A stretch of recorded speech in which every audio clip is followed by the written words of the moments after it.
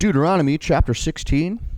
Observe the month of Abib, and keep the Passover unto the Lord thy God. For in the month of Abib the Lord thy God brought thee forth out of Egypt by night.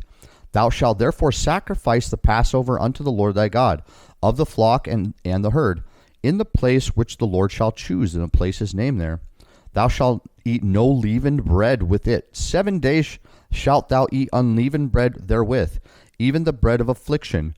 For thou camest forth out of the land of Egypt in haste, that thou mayest remember the day when thou camest forth out of the land of Egypt all the days of thy life. And there shall be no leavened bread seen with thee in all thy coast 7 days. Neither shall there anything of the flesh which thou sacrificest the first day at even remain all night until the morning. Thou mayest not sacrifice the Passover within any of thy gates, which the Lord thy God giveth thee. But at the place which the Lord thy God shall choose to place his name in, there thou shalt sacrifice the Passover at even, at the going down of the sun, at the season that thou camest forth out of Egypt. And thou shalt roast and eat it in the place which the Lord thy God shall choose.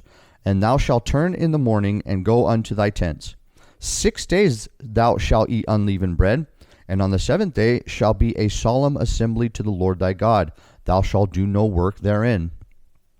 7 weeks shalt thou number unto thee.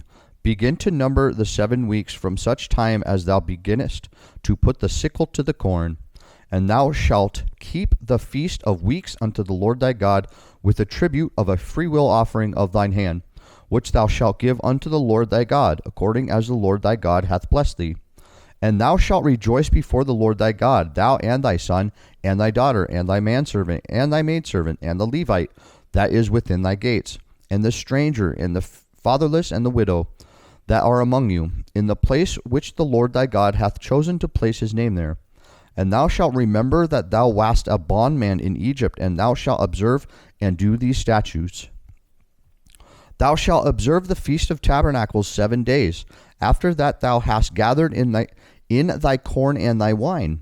And thou shalt rejoice in thy feast, thou and thy son, and thy daughter, and thy manservant, and thy maidservant, and the Levite, the stranger, and the fatherless, and the widow, that are within the gates. 7 days shalt thou keep a solemn feast unto the Lord thy God in the place which the Lord shall choose, because the Lord thy God shall bless thee in all thine increase, and in all the works of thine hands. Therefore thou shalt surely rejoice. 3 times in a year shall all thy males appear before the Lord thy God, in the place which he shall choose, in the feast of unleavened bread, and in the feast of weeks, and in the feast of tabernacles. And they shall not appear before the Lord empty. Every man shall give as he is able, according to the blessing of the Lord thy God which he hath given thee.